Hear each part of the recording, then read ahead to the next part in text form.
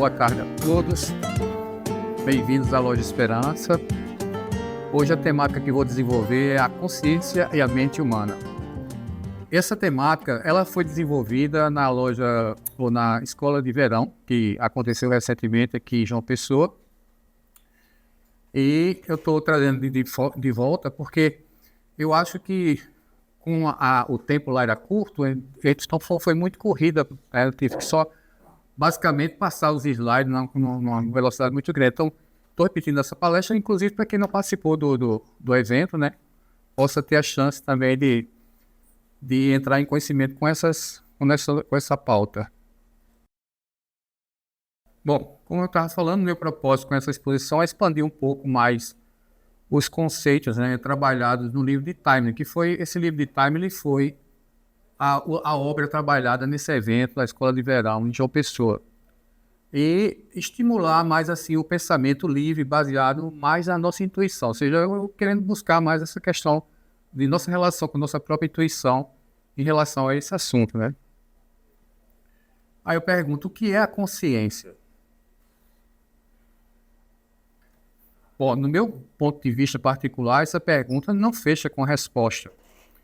Não existe definição para a última realidade ou consciência suprema, né?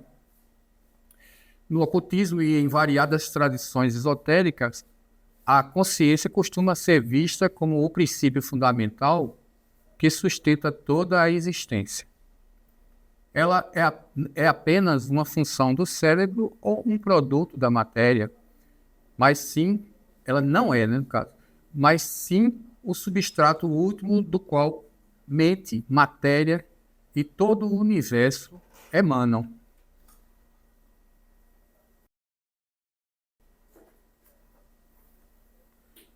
Embora HPB tenha abordado de várias maneiras a temática da consciência, ela não delimitou fronteiras em que se pudesse enquadrar um conceito definitivo sobre o assunto. Essa questão de a gente sempre com a mente da gente querer conceituar as coisas, botar, como diz, numa caixinha, isso não funciona com esse tipo de conhecimento, né? Nós podemos achar várias correlações com essa temática, que surgem em sua obra da seguinte forma: como um princípio universal, base de tudo o que existe, presente em cada átomo e em cada ser, em diferentes graus de expressão. Como fundamento divino, a consciência cósmica, que é Mahat, mente universal, de onde tudo emana. Também como foco evolutivo, ou seja, a humanidade é capaz de expandi-la ou restringi-la, conforme seus níveis de percepção, através dos instintos ao espiritual. Alvo do desenvolvimento espiritual, ou seja, sendo o propósito do discipulado, aquele que quer lograr o discipulado, alargar suas fronteiras da consciência, unindo o humano ao divino interior.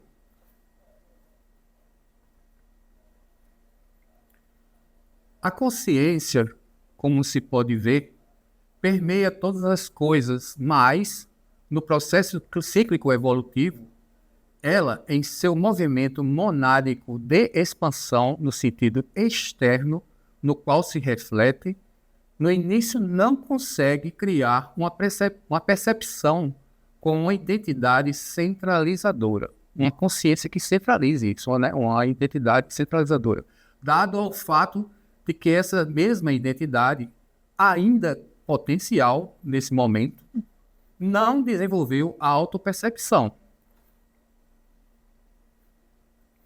Quando o processo vai se aproximando de sua metade, há uma inversão desse movimento externo de expansão e, então, o fluxo que antes se externava reverte o sentido e agora vai de encontro à sua origem, buscando o interno.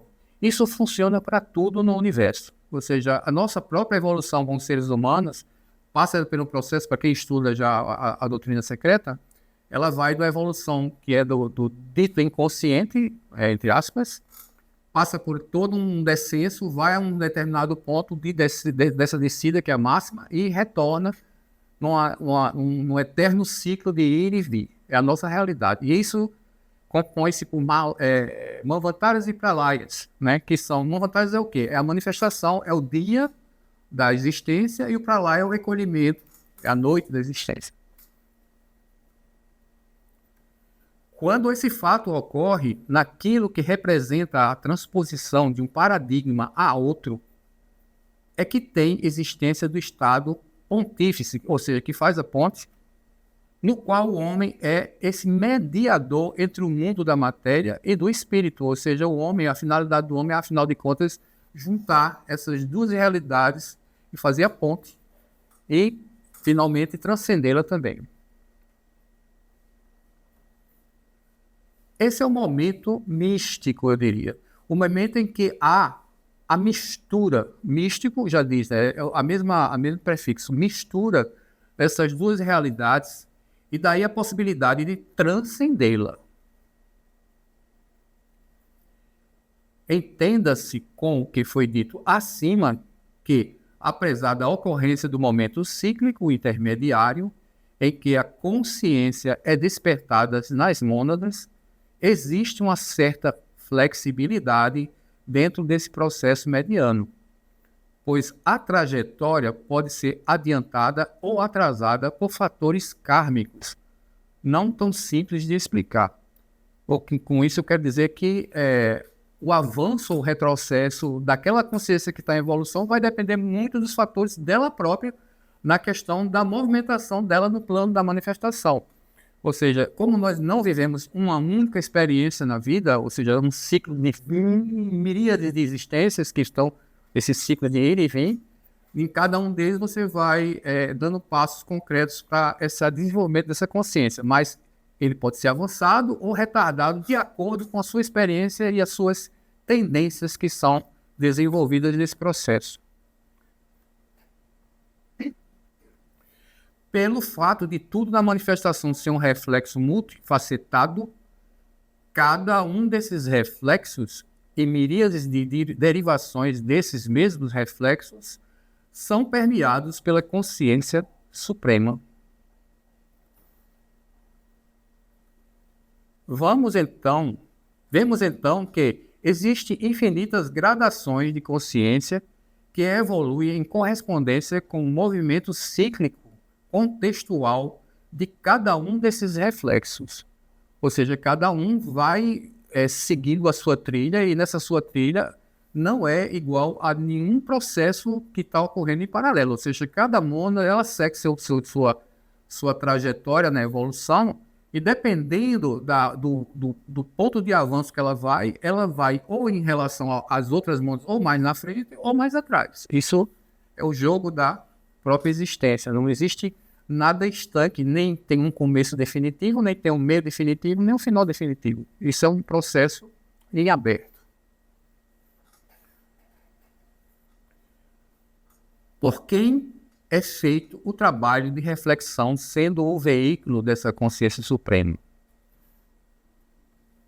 Aí eu fui buscar na própria literatura da doutrina secreta, né, que fala sobre Forhat, que na doutrina secreta está na página 140 do volume 1, na instância 3. Então, o 12º sloka fala: então, Svabhavat, que se pode entender como matriz cósmica, envia Forhat para endurecer os átomos. Cada um destes faz parte da teia ou do universo, refletindo o Senhor autoexistente, que é a luz primordial, como um espelho. Cada um se torna, por sua vez, um mundo. Forhat endurece os átomos, isto é, infundindo energia neles. Ele dispersa os átomos ou a matéria primordial. Ele se espalha enquanto espalha a matéria em átomos. É através de Fourier que as ideias da mente universal são impressas na matéria. Alguma vaga ideia da natureza de Fourier pode ser obtida a partir da denominação eletricidade cósmica, às vezes aplicada a ele. Mas as propriedades comumente conhecidas da eletricidade devem, neste caso, ser acrescentadas outras, incluindo a inteligência. É interessante notar que a ciência moderna chegou à conclusão de que toda a cerebração e atividade cerebral são acompanhadas por fenômenos elétricos. Ou seja, tudo funciona na base dessa questão de impulsos elétricos, que são estímulos que provocam o desenrolar da ação.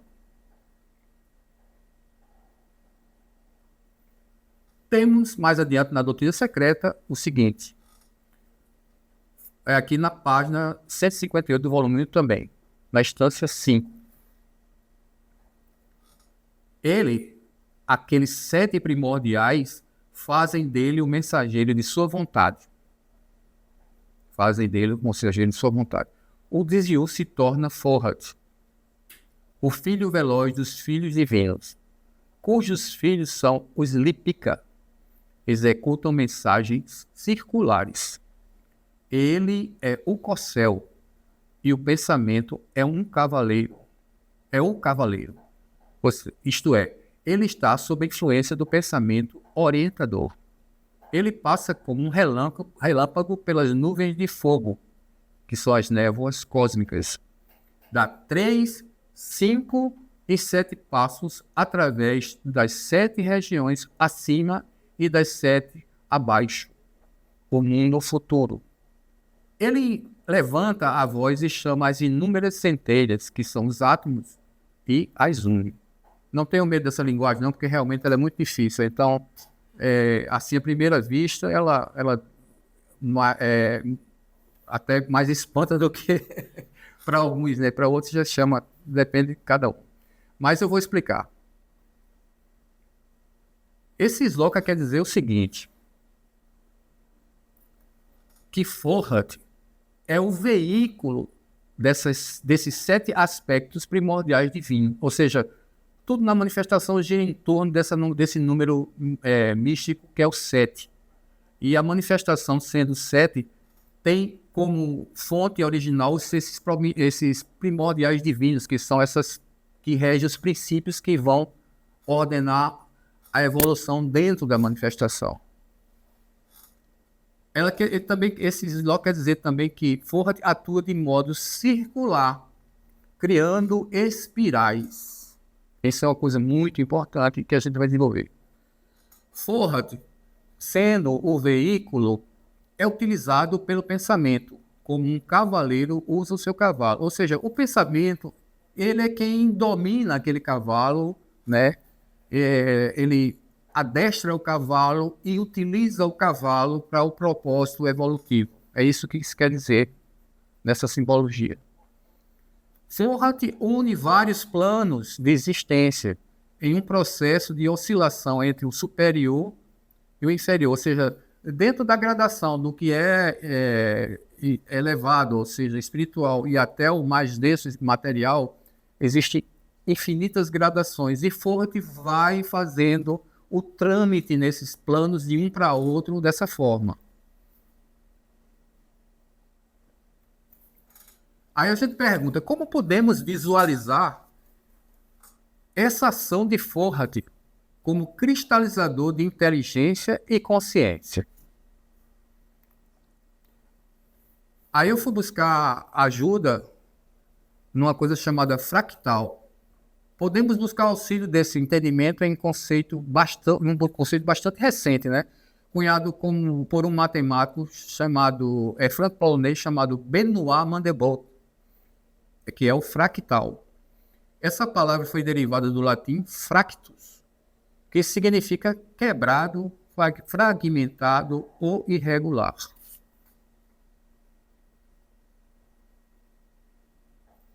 Mandelbrot escolheu o termo para descrever formas geométricas que são complexas, irregulares e autossemelhantes em diferentes escalas.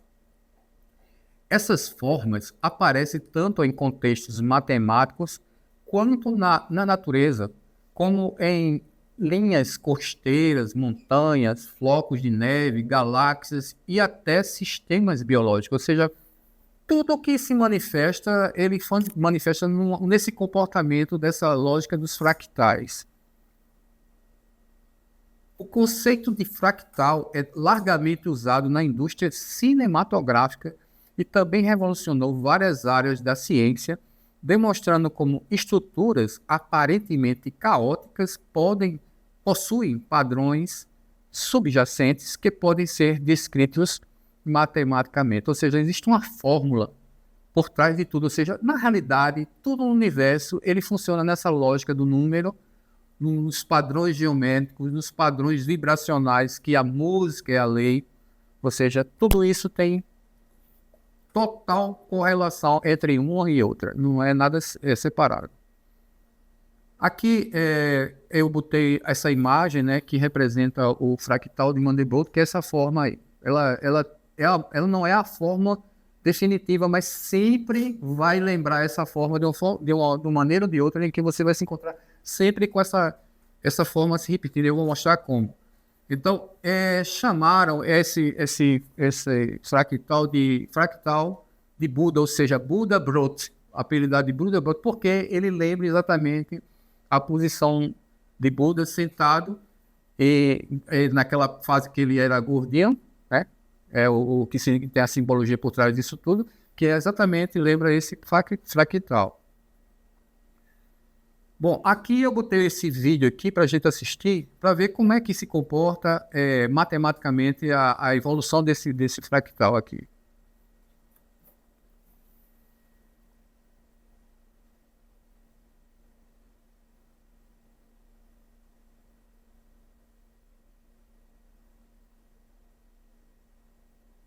Você vê que a imagem vai abrindo, abrindo, abrindo, e ela vai abrindo formas que vão criando caminhos que, no final das contas, são sempre projeções subsequentes dessa mesma imagem. Olha aqui, já chegou novamente na mesma fonte dela novamente.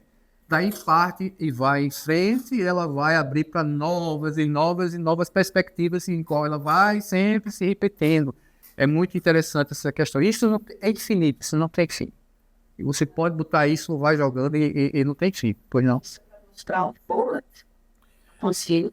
Eu tô exatamente fazendo a base de analógica para chegar nos conceitos que eu vou trabalhar aqui em cima de Forrat, né? Porque representa Forrat na nossa vida.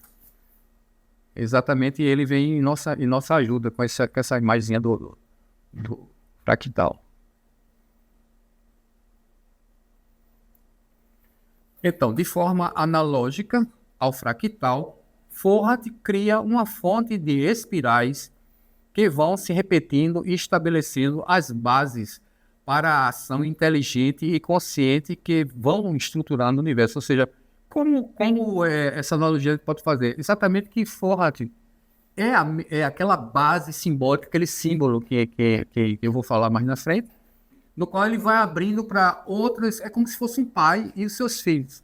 Então vai gerando votos e votos e votos, um filho do outro, dessa forma, tal como no fractal, que vai se repetindo e vai fazendo essas criações.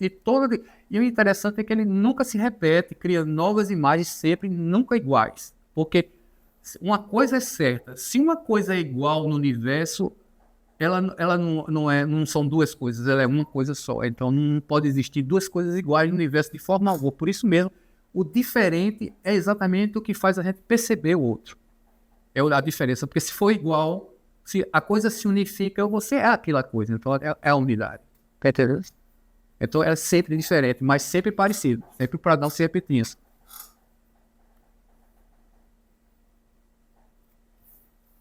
Vamos agora... vejamos agora qual é o símbolo de Forrat e qual a informação importante em relação a ele. Então, essa é uma das imagens que representam exatamente esse símbolo de Forrat, que quando todo mundo sabe, é a suástica. Bom, a suástica é um símbolo universal atemporal. Ele é um símbolo que exatamente representa um movimento cósmico que gera todas as coisas, né? Então, a suástica é um dos símbolos mais antigos e universais da humanidade, né? Cunhado pela humanidade, encontrada em culturas de todo o mundo ao longo da história, com registros que remontam a pelo menos 12 mil anos. Mas isso é muito mais que isso, mas só falando em termos do que a história apresenta em termos de registro. Esse emblema aparece na Índia, na China, no Japão, na Europa, América e até mesmo em antigas civilizações pré-colombianas. Na Índia e no hinduísmo, representa boa sorte, prosperidade e eternidade. Alguém já viu o símbolo da colonoscópia? Pronto, é exatamente isso aí. Prosperidade, abundância, né? Frutificação. Sendo associada a Vishnu e Ganesha. Ganesha uma figura mítica, que é um elefante. No budismo, simboliza a iluminação e os ensinamentos de Buda. No jainismo, é um dos principais símbolos espirituais. Já na Grécia Antiga, aparece em templos e vasos, enquanto os nórdicos, aquele povo celta, aquele povo lá da cultura escandinava, estava ligado a Thor e ao poder cósmico. A gente vê agora qual é o símbolo de Forte e qual a informação importante em relação a ele. Aqui eu botei essa imagem aqui representando várias formas de representar esse mesmo símbolo. Todos eles são a mesma coisa. Tem aqui, inclusive, uns que não são em 4 pernas, mas em 3 aqui, com uma cara ali no meio, ali, ó. E 3 pernas ao redor da cara. Isso é também a suástica. O movimento simboliza exatamente essa questão, né? Então, é muito interessante. Até vocês podem fazer pesquisa. Isso aí tá aí para quem quiser ver na internet. Você encontra com muita facilidade essas informações. Os povos indígenas das Américas também usavam a suástica em sua arte e arquitetura, conectando-a aos ciclos da natureza e ao movimento do sol. No cristianismo primitivo, era usada como um símbolo místico antes da predominância da cruz. Infelizmente, sua apropriação pelo regime nazista no século XX distorceu sua percepção no Ocidente, tornando-a um emblema de ódio. No entanto, em muitas partes do mundo, a suástica continua sendo um símbolo sagrado e positivo, representando harmonia, equilíbrio e a conexão entre o divino e o material. A suástica, muito além de um único uso histórico, é um arquétipo ancestral da humanidade, refletindo os ciclos cósmicos e o movimento eterno do universo.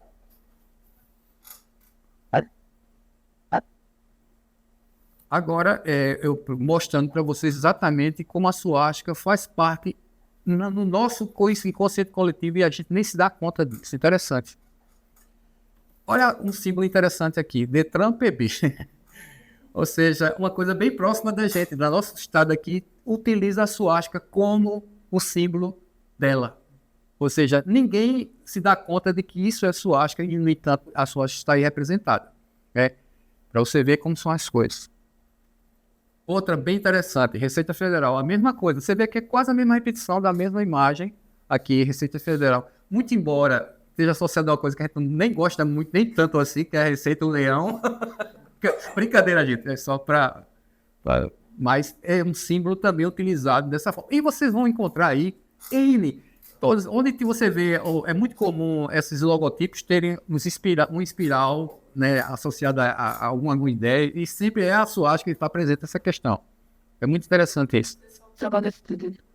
Exatamente. Muita coleção de autores.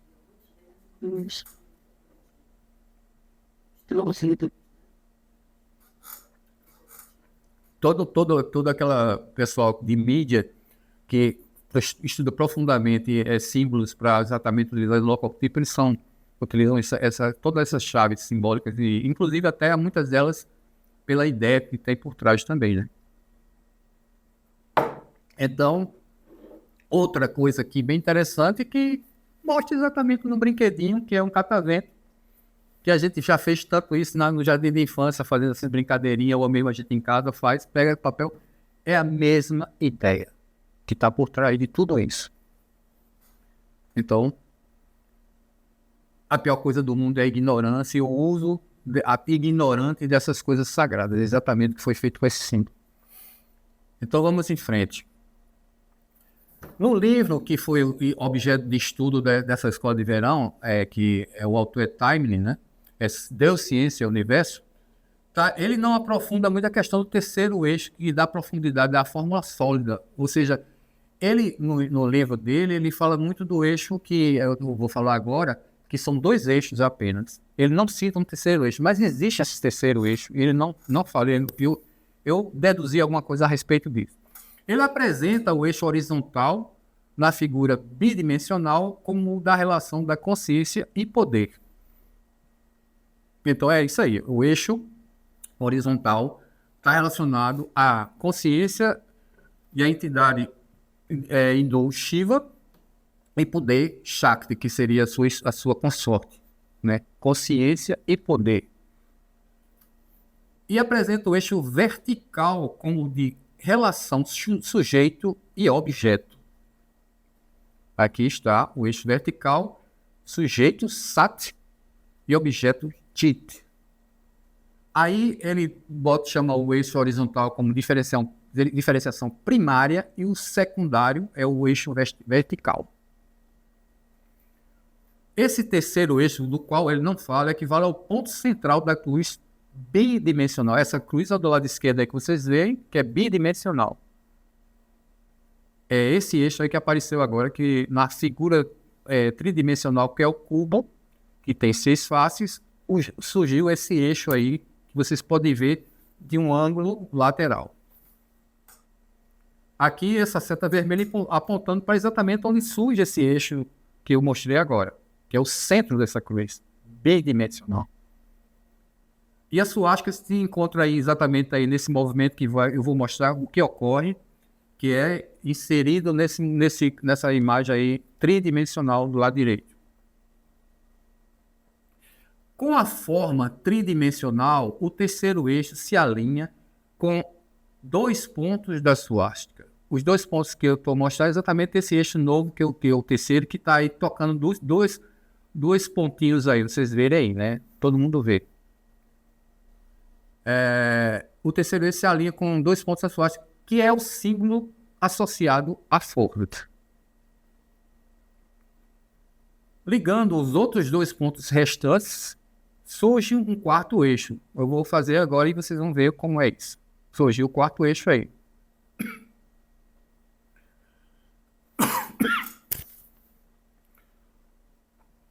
Com o surgimento desses 4 eixos, a suástica pode ser expandida em um movimento que alimenta o giro de uma espiral. Este é que é o propósito que eu quero mostrar. Então aí eu botei essa suástica, eu vou começar um trabalho aí em cima dessa suástica. A primeira é a amarela, certo? Então vamos expandir isso aí. Sempre em um movimento expansivo, a forma vai tendo continuidade. Olha como. Sobrepus uma nova suástica como se ela tivesse crescido e expandido, partindo da própria referência do movimento dos 4 pontos internos, no qual você alinha as novas, dentro desses 2 novos eixos que foram criados. Então você expandiu a ideia do movimento que o próprio símbolo remete a gente, que é o símbolo das espirais dos movimentos giratórios, rotatórios. Aí vai mais uma sobreposição de uma imagem da suástica, como se fosse uma nova expansão dela. Então, isso vai seguindo sem um limite determinado. E assim vai. Tá entendendo? A formação de uma espiral é dessa forma, simbolicamente relacionado com Forward. Na relação de expansão, há o surgimento de uma relação de um triângulo áureo da seguinte maneira. Agora eu vou fazer essa construção novamente, agora associando essa construção um triângulo áureo. Ela parte dessa relação aí, de um dos braços como se fosse a base ali dele, linkada com... É como se ela tivesse surgido de um quadrado ou de uma própria suástica anterior a ela. Então, é sempre essa questão. Nem tem começo, nem tem fim. É uma coisa que começa, mas não tem fim determinado. Nem tem fim, nem tem início, de fato, determinado. Mas, partindo dessa ideia, vamos fazendo esse jogo. Surge um novo triângulo, nova suástica e um novo triângulo associado a ela. E assim sucessivamente. Novamente. E assim vai. Certo? Olha aí. É um movimento. Então aqui a gente vê que existe uma relação com a proporção áurea dada pela sequência de Fibonacci, que eu acho que todo mundo aqui já ouviu falar, que produz a espiral áurea. E esse triângulo é áureo porque as proporções dele ele é como se fosse a ponta da estrela de 5 pontas. Esse triângulo é como se fosse uma daquelas pontas, por isso se chama de triângulo áureo. E a estrela de 5 pontas tem total relação com essa questão da relação áurea, ou a sequência Fibonacci. Aí eu botei aqui, né, essa linha espiral, partindo do centro de todo o começo, do centro da suástica, fazendo o movimento, linkando exatamente a movimentação que foi feita aí, como vocês veem aí, linkando os pontos da movimentação, até a ponta do último que eu fiz aqui, o último triângulo áureo, no topo dele, tá entendendo? É a movimentação mesmo, linkando todas essas imagens. E assim, a repetição para cada dos 4 braços dela. Olha aí. Então está formado a espiral como nós conhecemos. Que é essa aí, olha. Esse movimento exatamente. O torvelinho. O torvelinho. Então, o universo está o tempo inteiro nos mostrando a ação de Foucault nos mais diferentes elementos da manifestação. Isso aí, para quem tiver olhos para ver, vai enxergar isso em todo momento aí acontecendo. No caso aqui, à direita, vemos uma representação de uma nebulosa. Ela pode ser o início ou o centro de uma galáxia. Isso só para vocês verem que... E uma galáxia, a galáxia é o berçário de nossa existência, ou seja, tudo começa no núcleo dessa galáxia e começa exatamente por essa espiral aí.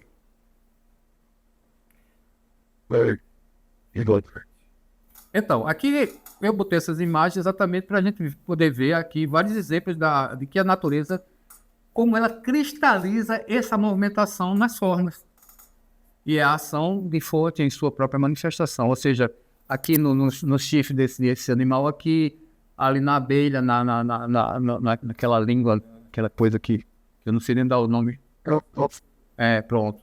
Ali no animalzinho que se enrola, a centopeia como se enrola, a formação daquela planta ali, o Nautilus, e assim sucessivamente, olha, a flor, a roupa uma cobra se enrola, a tromba do elefante, a próprio furacão, a onda, a criação da estrutura de uma planta, quando ela vai evoluindo ali a relação também.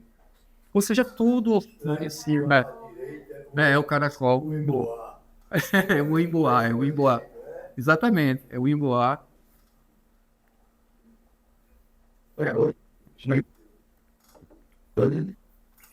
E aqui, essa parte aí, um estudo bem meu. Eu faço minhas pesquisas também e eu estava tentando, uma tentativa de associar a esse símbolo a estrutura da evolução através das ondas, das raças e sub-raças, né? Eu não vou entrar em detalhes nesse assunto, não, eu só estou mostrando que eu faço também essas associações exatamente porque na tentativa de fazer conexões e as pontes com todas essas coisas, porque tem que fazer sentido para a gente, então eu busco exatamente fazer essas correlações. Só para ilustrar, eu quero dizer também que Time não quis explorar os aspectos tridimensionais que eu mostrei para vocês aqui, dessas relações, porque eu creio, né, que ia complicar muito mais a exposição dos preceitos. Ou seja, ele fez um livro, né, para explicar, dar uma base muito sólida dos conhecimentos por trás de tudo isso, mas ele não foi muito longe, porque também tem que deixar a gente trabalhar, nossa própria intuição trabalhar. não se pode dar tudo para todo mundo o tempo todo. Então, você dá a vara e ensina a pescar, né? Então, e também se ele fosse falar sobre esse assunto no livro, aí seria comprar um compêndio, porque ele ia entrar, era uma nova doutrina secreta que ele ia fazer, né? Eu botei aqui também porque a explicação dos aspectos bidimensionais, por serem mais simples, serve como uma base segura para voos mais altos. Ou seja, você entendendo essa explicação que ele dá nessa obra dele, você cria uma base bem segura para você ir em frente também. Então, você pode ir além dessa forma, fazendo as relações. Aí eu botei aqui essa parte aqui como se fosse a face de um cubo, mas a face, né, de uma visão bidimensional, e botando a suástica em cima dela, que foi o estudo que eu fiz aqui e fazendo as correlações que eu fiz. Do lado direito é a mesma coisa, só que um estudo num campo tridimensional. Um é do lado bidimensional e o outro é tridimensional. Então, como eu estava mostrando antes, né, para vocês, saindo do bidimensional de time.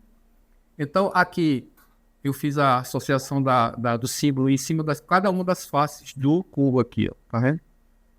Essa relação aí que eu estudo e faço as correlações com esse estudo aí. Mas isso é só para ilustrar. Com essa movimentação de expansão do símbolo, os mais variados padrões podem surgir. Qualquer coisa no universo, na natureza, são frutos dessas movimentações, né? Vou explorar aqui apenas um deles, ou seja, esse aí do campo geométrico que eu gosto de estudar também, né? Então, aqui uma imagem, basicamente essa estrutura aqui é aquela que a gente estava estudando antes, quando eu fiz aquela composição das suásticas expandindo, né? Como aqui, tá vendo? Essa estrutura aí de expansão, como eu fiz antes. Aí, essa estrutura aí que é como se fosse a teia aí, que essa estrutura está criando a movimentação dela, nesse campo direito aqui eu vou mostrar como a imagem à esquerda pode ser considerada como uma pirâmide vista de cima. Então, do lado direito eu fiz essa imagem, tal como seria essa visualização dessa imagem no campo que eu estava querendo mostrar para vocês. Como que é a vista direita em perspectiva tridimensional, apontando aí para ela. Podemos ver que corresponde com a repetição da mesma imagem, criamos um cubo em perspectiva, ou seja, eu vou pegar essa imagem que eu já criei do lado direito aí, que é uma imagem em perspectiva, que gera dois triângulos, você vê, são dois triângulos, um lado da pirâmide, com a face dela, um lado mais escuro e outro mais claro, né? Do lado direito escuro, do lado direito esquerdo mais claro, mostrando que a ideia da pirâmide, mas são na realidade visualização de dois triângulos equiláteros aí. E com essa mesma imagem, dessa perspectiva, você faz essa composição aqui, ó, que gera um cubo.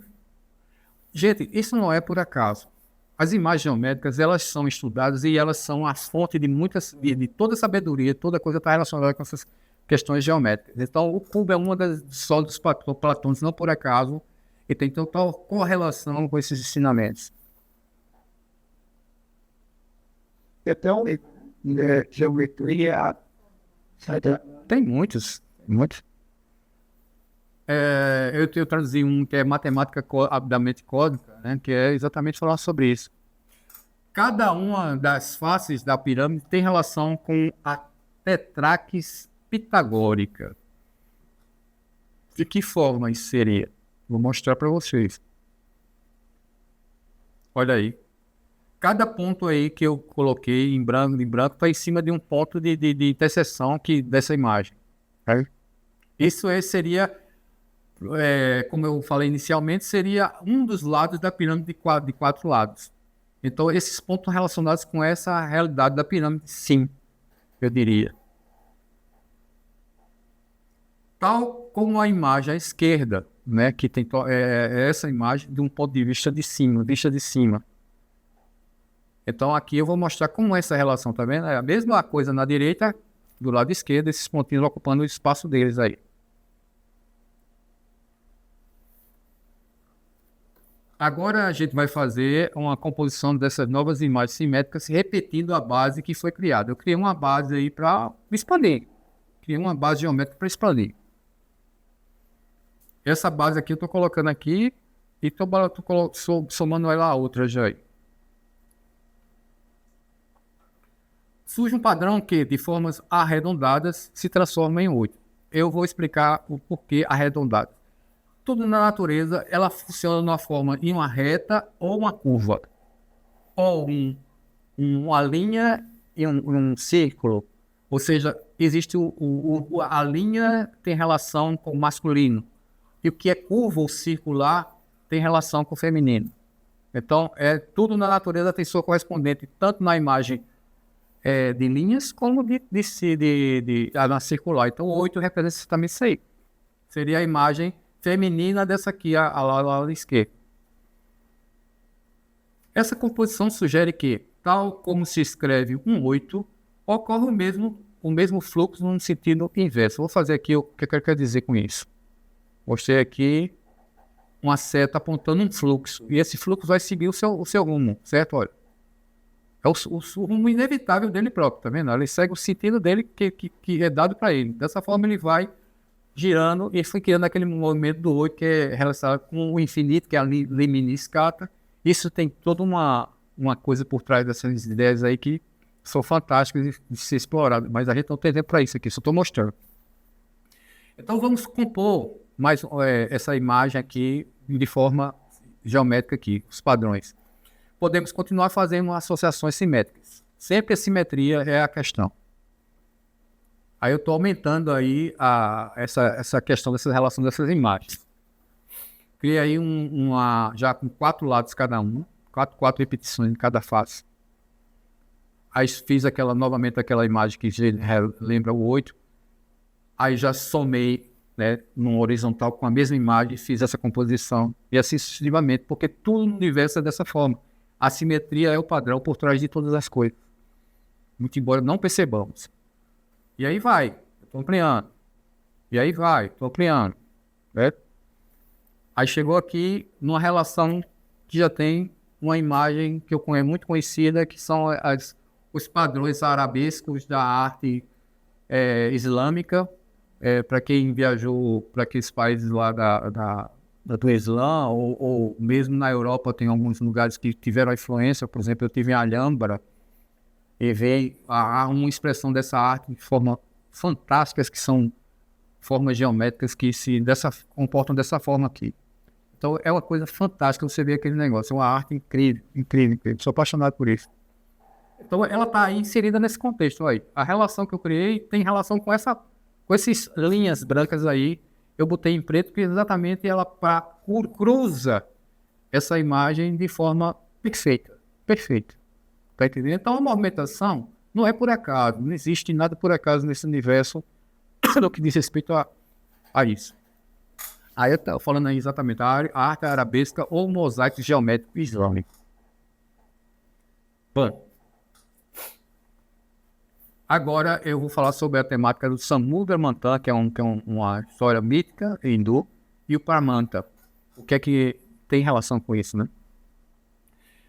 O motivo de enfatizar esse símbolo que representa forra tem seu sentido, porque vamos encontrar referências em mitos e instrumentos ritualísticos que têm total conexão com o que se está discutindo em favor desse símbolo que associamos à manifestação da inteligência e consciência. Esse quadro aí que eu coloquei, essa arte aí, mostrando exatamente a representação desse mito, Samudra Manthan, qual eu vou falar. O Samudra Manthan, também conhecido como a batedura do Oceano de Leite, é um mito central na tradição hindu, narrado em textos como os Puranas, e nele os deuses, que são denominados Devas, e os demônios, que são chamados de Asuras, se unem para bater, utiliza esse termo, esse batedura de Malaksha.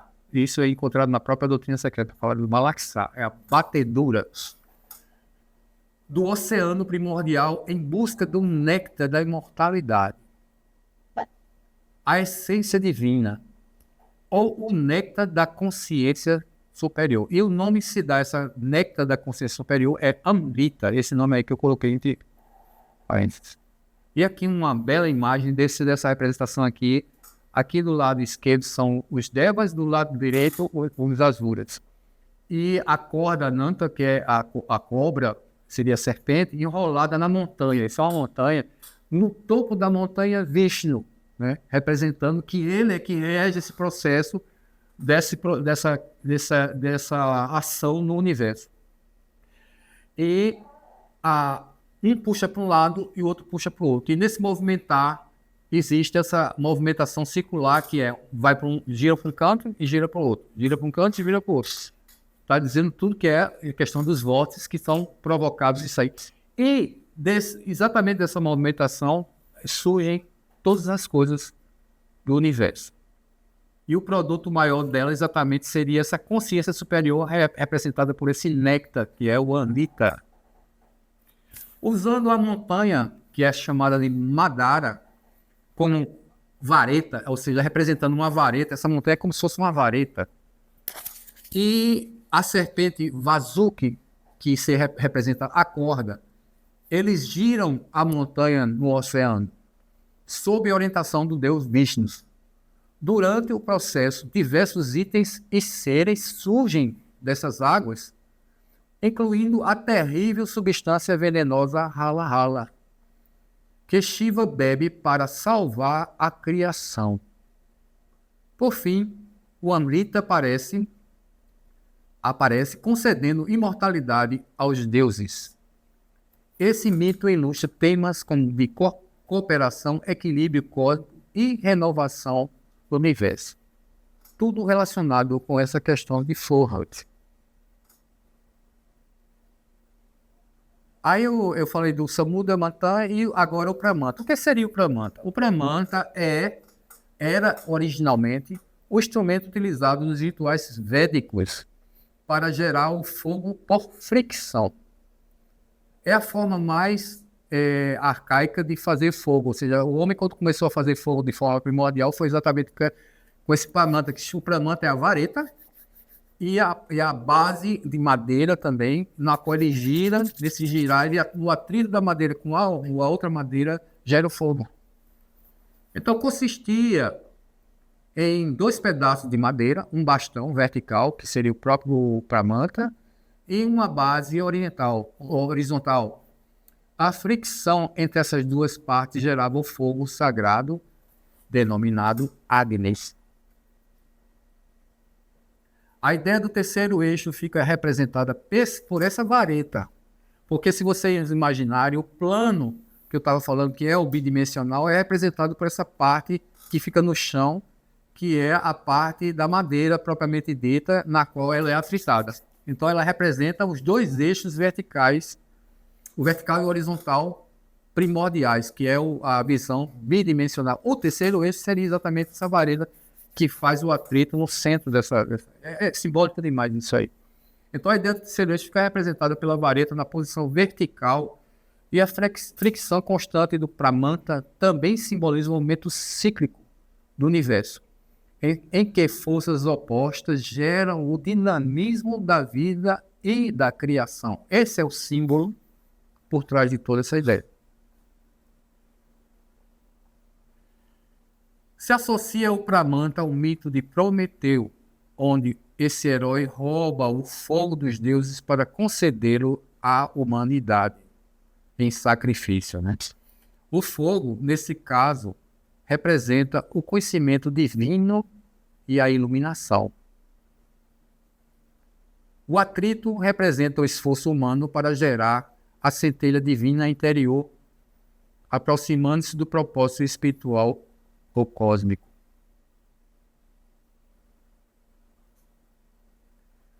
Temos aqui uma citação referenciada por Time em várias partes do livro, ou seja, isso aqui eu vou colocar, vai ajudar também nesse entendimento nosso aqui. Em várias partes do livro ele fala sobre esse Sir James Jeans, que na obra dele, o Mysterious Universe, capítulo 3, ele fala a seguinte coisa: a tendência da física moderna é reduzir todo o universo material há ondas. Há nada mais que ondas. Essas ondas são de duas espécies. Ondas engarrafadas, que chamamos de matéria, e ondas não engarrafadas, que chamamos de radiação ou luz. O processo de aniquilação da matéria consiste apenas em desengarrafar a onda, energia aprisionada, e liberá-la para viajar no espaço. Esses conceitos reduzem todo o universo a um mundo de radiação potencial ou existente. E não mais nos surpreende que as partículas fundamentais da matéria mostrem muitas das propriedades das ondas. E, no caso aqui, o que ele está falando é exatamente isso. Existem dois momentos aí. Uma na qual essas ondas elas geram um impulso, na qual existe aquela coisa que organiza e ordena. E existe um determinado momento em que essas ondas escapam a esse ordenamento, e aí é onde ele fala que desengarrafa. É também uma simbologia que ele utilizou, porque engarrafar aqui seria o quê? É que essas ondas elas estão num padrão vibracional no qual elas estão ali se organizando dentro de um ciclo, de uma coisa, de uma realidade. E desengarrafar, e dentro dessa realidade engarrafada, ela é a própria funcionamento da criação da matéria. Como ela ordena as coisas que passam a existir, tais físicas, como todas essas coisas que nós podemos.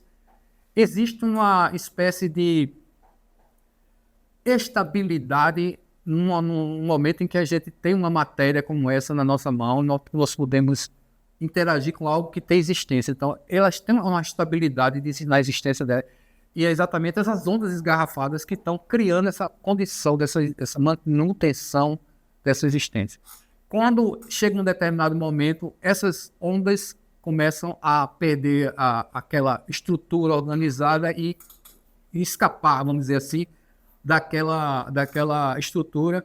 E aí uma dessas coisas começa a desintegrar. Onde tudo tem o início e tem sua vida e o seu momento de desintegração, que é o ciclo de todas as coisas no universo. É isso que está dizendo essa parte aqui. Podemos inferir dessa passagem citada que o processo de engarrafar essas ondas se dá através de um condicionamento cíclico e rítmico de forma relativamente constante, porque não é definitivamente constante. Relativamente constante, porque nada é definitivo. Tudo está em movimento e modificação o tempo inteiro. A seguir faremos analogias que podem traduzir essa afirmação. Isso aqui é um mecanismo de um relógio, né? É o mecanismo e o seu coração. Vou explicar. Aqui é a imagem desse mecanismo em funcionamento. Ali, no canto superior direito, é uma mola bem grande que ela é a base da estrutura de toda a força do relógio. Quando você dá uma corda no relógio, ela armazena naquela espiral ali, que é aquela grande ali. Então, toda a força do relógio está ali armazenada nessa espiral. Vamos imaginar que esse relógio ele não tivesse esses mecanismos como está exposto aí. O que é que ia acontecer? Os ponteiros iam estar linkados com a força dessa espiral, dessa forma dada a corda. Ele ia começar a girar sem limite e numa força muito grande. E depois ele ia consumir rapidamente a força armazenada nessa espiral até o final dela. Então, ela no final acabou. Muito rapidamente isso. O que dá ritmo, ordenação, é exatamente esse mecanismo aí. E a parte mais interessante disso aí, que é a que eu vou repetir aqui, é aquela douradazinha ali que está ali, que agora ficou vermelha. Então, essa aí é a parte que dá o ciclo do relógio e o tempo contado dele, que é exatamente o que vai ser necessário para dar o ciclo de contagem, para contar as horas e dar o movimento ordenado dela. Então, essa parte é o coração do relógio. E essa parte que é o coração do relógio é exatamente chamada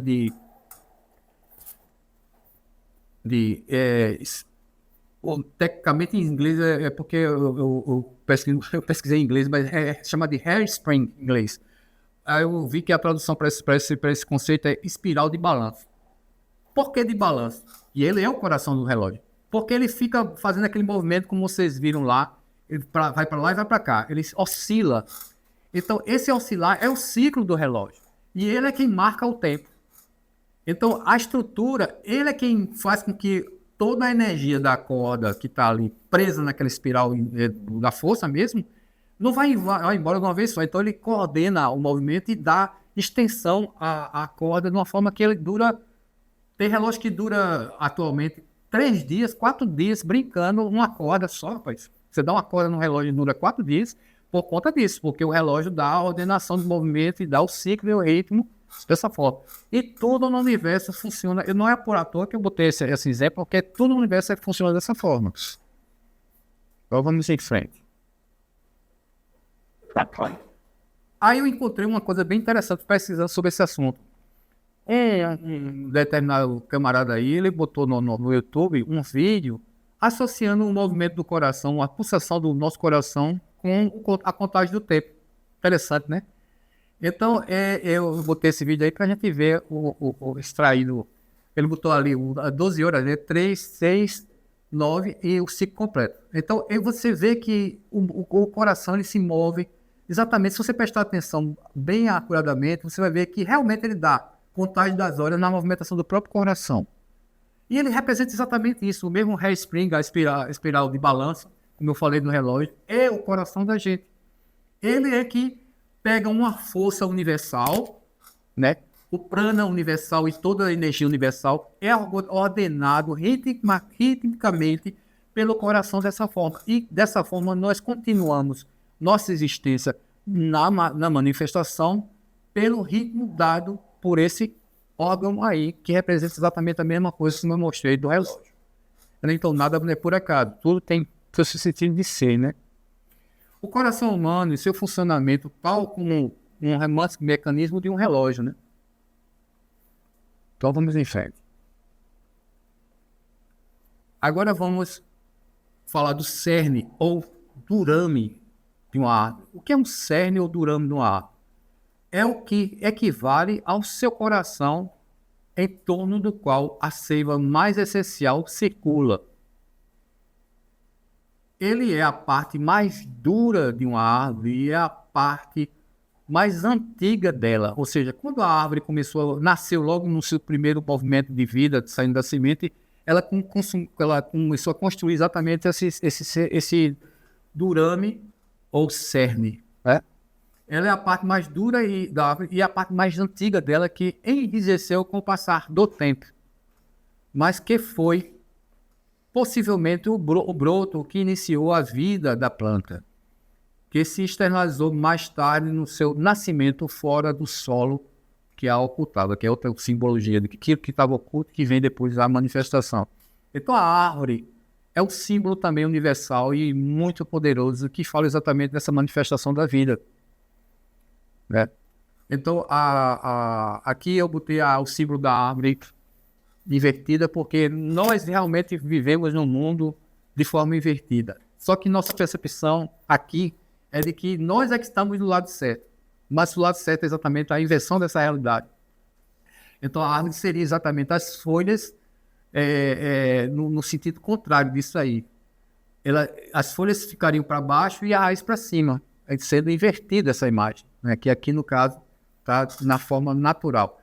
Mas você vê que a própria estrutura da árvore, a copa e as raízes, elas formam já como se fossem duas metades, né? E cada uma representando um campo da ação, uma no campo espiritual, outra no campo mais material, e vice-versa.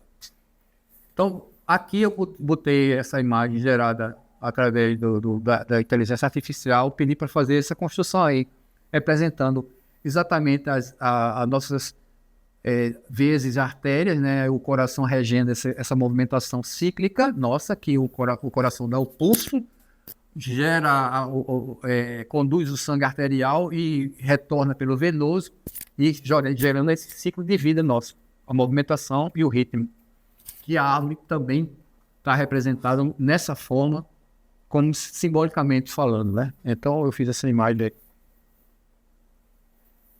Assim como no ser humano, no seu início no útero da mãe, e no caso, simbolicamente, também a terra para tudo. Tem o coração como o primeiro órgão que é formado, ou seja, a primeira coisa que surge no ser humano é o coração, que manifesta a vida, diga-se de passagem. Então, o primeiro pulsar é exatamente aquilo que nasce na gente. A nossa origem essencial é exatamente isso aí, no coração. Tem o coração como o primeiro órgão que é formado, começando a funcionar com seus batimentos rítmicos. Essa analogia serve para referenciarmos o ponto energético conhecido como o ponto Bindu. Esse ponto Bindu é o centro de nossa consciência primordial. Ou seja, quando surgiu aquele, ainda na formação basilar do feto, no primeiro momento em que nos sonhou assim, pulsar, que é o coração, lado a lado com ele, exatamente, ele está associado com esse ponto de consciência de existência nossa. É onde nasceu a nossa consciência de fato. E ele é chamado de o ponto Bindu. Localizado na área do coração e também em uma correlação macrocósmica, aí é uma questão de você, como é embaixo, em cima e embaixo, tem equivalência com o ponto Mahabindu. Mahabindu é grande Bindu, porque é em relação ao cosmos, que é a fonte de toda a manifestação e o centro também da consciência universal, ou seja, nosso centro aqui, o que é o nosso centro de existência, que é o coração, e ponto de consciência basilar, tem relação com esse Mahabindu, que é o centro de consciência e o ponto círculo da manifestação da vida universal, cósmica. São as duas realidades que é uma só, afinal de contas.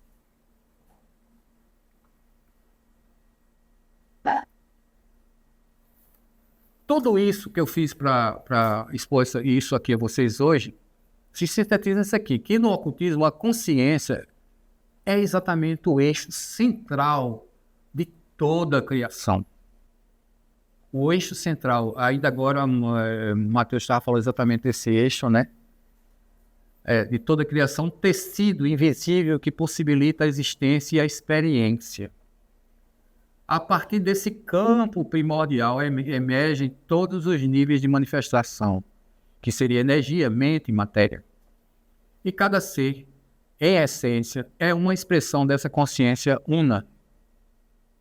O caminho espiritual consiste, então, em reconhecer progressivamente essa origem divina, até chegar ao ponto em que o indivíduo desperta para a unidade como um todo. Aí eu vou encerrar com a citação aqui de Eisenhower, de HPB, do volume 1. Se no homem existe um espírito imortal desenvolvido, deve estar em tudo ou mais, pelo menos em estado latente ou germinal. E pode ser apenas uma questão de tempo para que cada um desses germes se desenvolva plenamente. Obrigado.